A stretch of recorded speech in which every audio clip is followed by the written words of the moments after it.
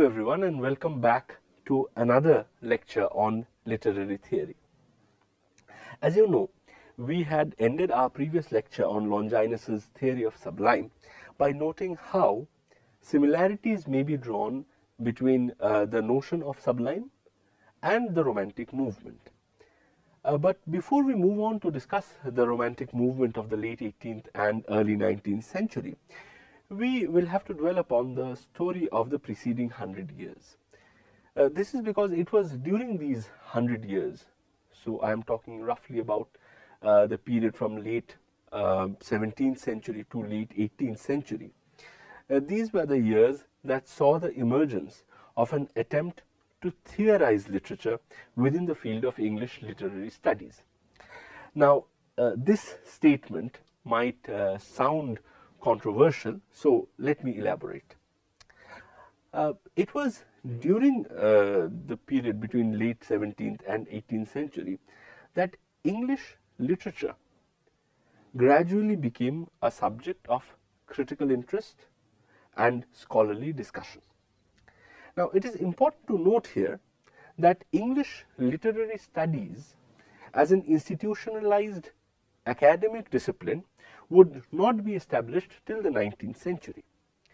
The late 17th and 18th century emergence of English literary studies was not connected with academic institutions, but rather with what is known as the growth of the public sphere in Britain. So here I am making a distinction between the emergence of English literary studies and the emergence of English literary studies as an academic discipline. As an academic discipline, it will emerge only during the 19th century, but as a field of debate and discussion, it gradually emerged during this period from late 17th to 18th century. So it is within this public sphere that English literature first started being discussed in a comprehensive and coherent manner.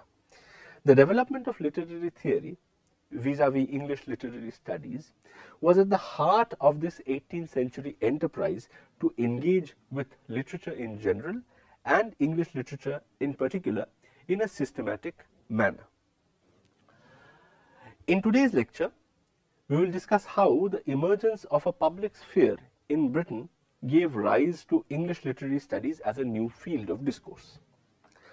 We will also discuss how this in turn was connected with the development of the first set of critical theories that was inherently connected to English literary studies, a set of theories that are today identified by the name Neoclassical literary theory. But I want to open this discussion by looking at the term literature itself. And here I would like to reiterate some of the things that I have already mentioned in my first lecture in this series. Literature, which has its roots in the Latin word litera, was associated in English till the 16th century with the notion of literacy, which is simply the ability to read.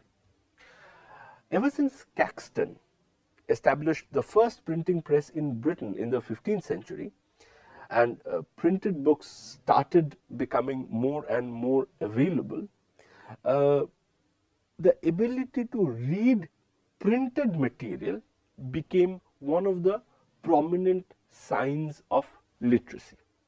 So, the literacy that was signified by the term literature now, after the establishment of the printing press in Britain, started to mean the ability to read printed material, the ability to read printed books. And literature, even today, retains this strong link to the ability to read printed books. Indeed, this is precisely why oral forms of literature are regarded as a kind of special or even marginal category within the field of literature.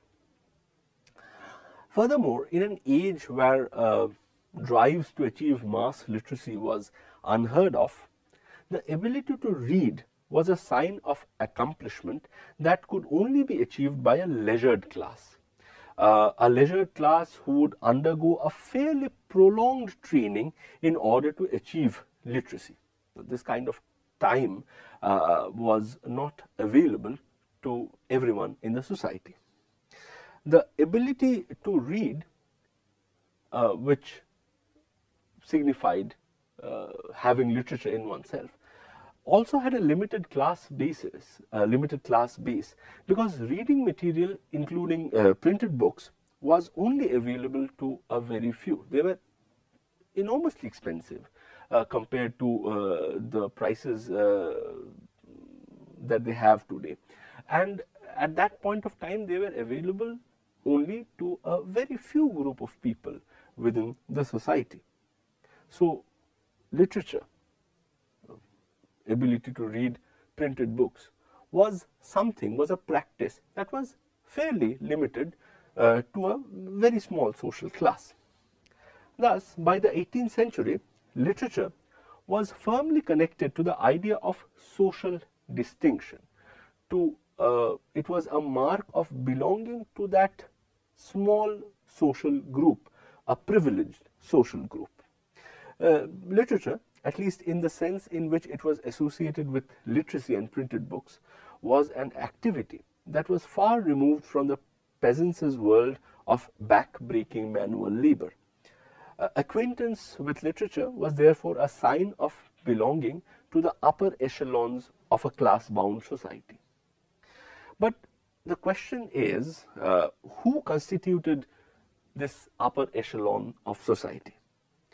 In the Britain of 17th and 18th century, the answer to this question was actually fast changing. Because in the 1640s, England had experienced a bloody civil war, which had culminated in the beheading of King Charles I and the establishment of a republican state. This led a severe blow to the existing power structure of the society, in which the long-entrenched aristocrats, headed by an absolutist monarch, held complete sway over the affairs of the state. The bourgeoisie, as a distinct class, was making their presence felt on the political arena through trying to establish the primacy of the parliament over the arbitrary diktats of the monarchs, and the establishment of a republic in 1649 significantly tilted the scales towards their favor.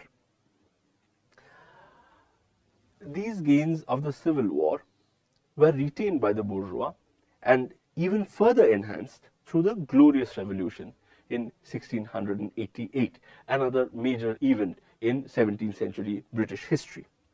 And 1688, though it saw the return of the monarchical form of government, this return to monarchy was significantly different from the kind of monarchy that Britain had known till before the Civil War. William and Mary, who were made the new monarchs of Britain following the Glorious Revolution, were also administered a coronation oath in which they had to swear that they would govern according to the statutes and laws that have already been discussed and agreed upon in the Parliament. Therefore, the new center of power no longer remained the court of an autocrat, where the voice of one man reigned supreme over all other voices. Now, the site of true power became the Parliament, where the members conversed as equals and not as subordinates. This spirit of holding a discussion amongst equals, which informed and indeed still informs the idea of a parliament, was replicated in the 18th century more locally by such informal gathering places like clubs, coffee houses and chocolate houses. And these were the places which formed what is known as the bourgeois public sphere in Britain. And it is in this broader story of the rise of the bourgeois politics and bourgeois public sphere that we can locate the emergence of English literary studies and its quest to develop a coherent theoretical discourse about literature. Here, however, I need to clarify something. In British literary history, every major socio-political change has resulted in the creation or adaptation of some new kind of literature or the other. For instance, the Norman conquest of England in 1066 resulted in a great social as well as political shake-up of the country. And as a direct result of it, we see the emergence of the metrical romances, which occupies such a crucial place in medieval literary history of Britain. Similarly, the rise of the bourgeoisie in Britain during the 17th and 18th century also brought with it a new form of literature, and this new form was the novel. But my focus in this lecture is not the rise of this new bourgeois form of literature, but rather the rise of a new bourgeois form of looking at literature in general, of studying it, of studying literature, and of talking about literature. What is unique and unprecedented here is therefore not the development of a new literary genre like the novel, but rather the development of a shared parameter for critically judging literature as an art form within the general field of English literary studies. In the rest of the lecture, I will talk about two very important things. First, I am going to talk about the idea of public sphere, what it means and what was the kind of public sphere that we see developing in Britain during the 17th and 18th century. And the second thing that I am going to talk about is a kind of literary theory that this British public sphere gave rise to, and why this particular kind of literary theory is today known by the name of Neoclassical literary theory. So, to begin with the idea of the public sphere. Now, this is a term that is most strongly associated with the work of the German intellectual Jürgen Habermas, who in his book titled The Structural, and I am sort of referring to the translated English title of the book, The Structural Transformation of the Public Sphere, which was originally published in 1962, the German version. Habermas in that book describes public sphere as constituted by social institutions which provide a platform for debates and discussions through which public opinion is shaped. So, according to Habermas, public sphere is constituted by different kinds of social institutions which provide platforms for debates and discussions through which public opinion can be formed, public opinion can be shaped. And if we look around us, we can see numerous instances of such platforms of open public debates and discussions, ranging from village squares to television studios. Now, I think you'll realize that these social institutions become especially relevant within a democratic political structure, because it is precisely in such a political system that public opinion gets shaped through open debates, and these open debates then shape the function of the government, the shape of the government. So, within the political system of a democratic country, these platforms of open public debate, which constitute the public sphere, becomes very relevant and very important. And in the Western world, the public sphere became more and more important as feudalism gave way to more democratic structures of governance. And for Britain more specifically, those social institutions constituting a public sphere of debate, discussion and opinion making became significant from the late 17th century onwards, following the beheading of the absolutist king Charles I and subsequently through the assertion of the Parliament's supremacy. Now, this public sphere, which in Britain came to prominence during the late 17th, 18th century, had two very strong influences. The first was the influence of Enlightenment, and the second influence was that of capitalism. Now, Enlightenment, which swept through Western Europe during the 17th and 18th century, prioritized reason, prioritized rationality, and it foregrounded the ability of human reasoning to make sense of the world around us. God, or the faith in divine authority, was no longer called upon to explain human existence or the universal order which framed that existence. And this privileging of the rational, this privileging of reason, the faculty of reasoning, formed a key aspect of the late 17th and 18th century public sphere as well. If we consider the court of a monarch, we will see that it is the voice of one person which has absolute sway over all other voices. And the reason why this single voice has an absolute sway over all other voices is because the voice of the monarch is considered to be divinely guided. And this is at the heart of feudalism. The monarch does not need to convince others through reasoning. His words are taken for granted simply because he is the monarch and is situated at the top of a hierarchical social and political pyramid, where unquestioning obedience is the norm. If you compare this to the public sphere informed by the values of enlightenment, you will see that public opinion is shaped by people who appeals to the reasoning faculty of their fellow participants. So unlike the court, the members of the public sphere are perceived by each other as equals, and the argument or opinion of one member can only trump the argument and opinion of another member if they are perceived as more rational, if they appeal to the reasoning faculty more.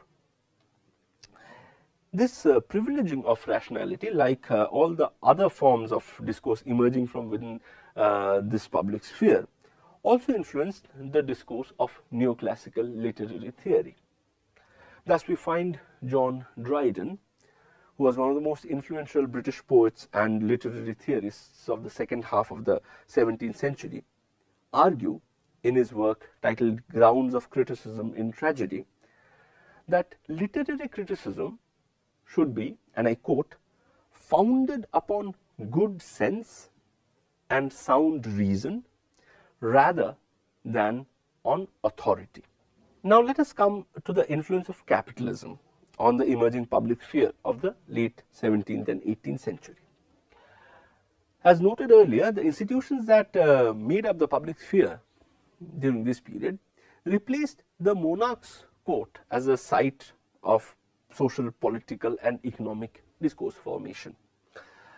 And whereas the courts were the domain of the aristocrats, the institutions of the public sphere were primarily the domain of the bourgeoisie, whom the growth of capitalism had pushed forward. Thus, the public sphere that emerged in Britain during the period under discussion was essentially a bourgeois public sphere, and it was informed through and through this public sphere by the economic and political interests of the bourgeois class. But the discourses that took shape within this bourgeois public sphere were not merely limited to the economic and the political. Rather, it also included the cultural, and the public sphere was also used by the bourgeois to shape a cultural worldview which was in sync with their economic and their political views. It was as part of this broader bourgeois cultural project that we see the development in Britain of the field of English literary studies and the associated field of literary theory.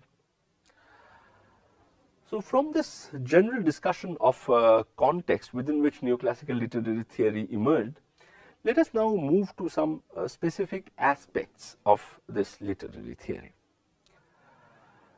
As I have explained while discussing the etymology and the development of the term literature within English language, engagement with literary texts was associated during the late 17th and 18th century with cultural taste, with cultural refinement. Possessing or reading literature signified a degree of cultural sophistication which was supposed to distinguish the new bourgeois from the peasants and the industrial laborers. Attempts to critically engage with literature was indeed perceived by the bourgeoisie as a mark of an elevated social status that was earlier exclusively enjoyed by the aristocrats. And during this period, we therefore see the emergence of a literary theory that is deeply concerned with the issue of developing cultural refinement and with the issue of developing social sophistication. Clear instances of this is to be found in the 18th century journals like the Tatler, for instance, or the Spectator, where people like Richard Steele and Joseph Addison were using these journals highly effectively to instruct the bourgeois readership on what literature to read in order to develop a cultural taste that would distinguish them as gentlemen. Now, it is important to note here that in the matter of judging what is good and proper literature and developing a refined cultural taste through it, the literary theorists of the bourgeois public sphere relied heavily upon the classical literary and theoretical texts. And this was primarily because the value of the classical texts were already well established.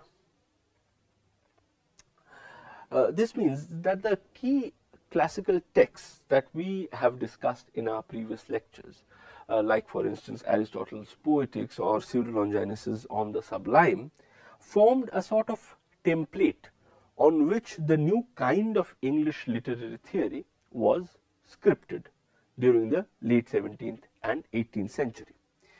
It is for this reason that the literary criticism that emerged during this period from the bourgeois public sphere is referred to as neoclassical literary criticism, because it revisited in such a significant way the classical literary canons.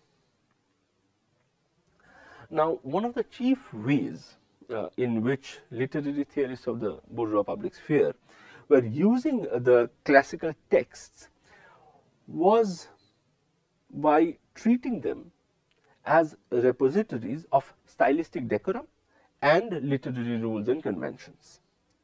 The works of Aristotle, for instance, or Longinus or Horace were being used to formulate a set of literary do's and don'ts, which could then be applied either to produce new literary works which were good and proper, or to judge existing literary works and to see how well they were fitted to develop one's cultural taste and one's social refinement.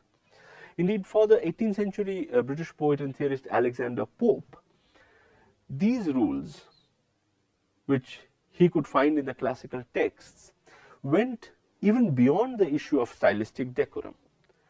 Because according to Pope, the literary conventions devised by the classical author were a reflection of the rules that underlined nature itself. So, for a literary critic or an author, acquaintance with these classical rules were not simply a matter of cultural taste, but also a matter of truthful reflection of nature and of man's place within nature. So, as Pope writes in his famous essay on man, and I quote, "Those rules of old, discovered, not devised, are nature still, but nature methodized." And then a few lines later, we find Pope advising both the author and the critic, and I quote again, "Learn hence, for ancient rules a just esteem, to copy nature is to copy them." It is, however, important to note that these rules and conventions, which the neoclassical theorists culled from the texts of their classical predecessors, did not evoke an unquestioning admiration. Take, for instance, the rule of the three dramatic unities. Now, this is a particular rule which enjoyed a great degree of popularity among the 17th and 18th century theorists, which stated that any play, in order to attain the elevated status of a classical Greek drama, needs to abide by three important things, three unities. The first is that it needs to have unity of place, which means that it needs to confine its actions to a single location. Second is it needs to have unity of time and resist any attempt to randomly jump forward or backward in time. And thirdly, and perhaps most importantly, it needs to have unity of action, where the plot remains uncontaminated by any subplots that might divert the audience from the main story, main focus. Now, though many neoclassical theorists believed in the sanctity of these rules, which they could see being abided by sort of classical Greek tragedians, there were also others who questioned these rules by pitching the plays of Shakespeare against these rules. Because if you read Shakespeare's tragedies, you'll see that almost all of them regularly violate each of these three unities. Thus, though on the one hand we have someone like Pope who insists that we learn just esteem for the ancient rules, on the other hand we have a text like Dryden's Essay on Criticism, for instance, where the matter of following rules and conventions of the classical authors is placed within the structure of a rational debate. So it's not something that is presented as a set of rules that is written in stone. It becomes a matter of debate and discussion, at least in Dryden. And in many ways, Dryden's text is perhaps more representative of the spirit of open debate that informed the bourgeois public sphere than Pope's admonitions to follow the rules laid down by the ancient. But in spite of acknowledging this diversity, there is no denying the fact that an excessive concern with rules, with conventions, and with stylistic decorum occupied neoclassical literary theory of the late 17th and 18th century. And this concern would remain strong till it will be displaced by the emergence of a radically new conceptualization of literature within the field of English literary studies during the late 18th and early 19th century. And it is to this new conceptualization of literature that we will turn in our next lecture, where we will start with our discussion of Romanticism. Thank you.